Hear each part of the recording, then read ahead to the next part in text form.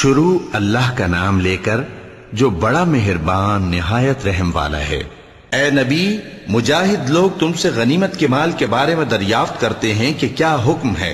کہہ دو کہ غنیمت اللہ اور اس کے رسول کا مال ہے، تو اللہ سے ڈرو اور آپس میں صلح رکھو، اور اگر ایمان رکھتے ہو تو اللہ اور اس کے رسول کے حکم پر چلو۔ مومن تو وہ ہیں کہ جب اللہ کا ذکر کیا جاتا ہے تو ان کے دل ڈر جاتے ہیں، اور جب انہیں اس کی آیتیں پڑھ کر سنائی جاتی ہیں تو ان کا ایمان اور بڑھ جاتا ہے، اور وہ اپنے پروردگار پر بھروسہ رکھتے ہیں، اور وہ جو نماز قائم کرتے ہیں اور جو مال ہم نے ان کو دیا ہے اس میں سے نیک کاموں میں خرچ کرتے ہیں، یہی سچے مومن ہیں،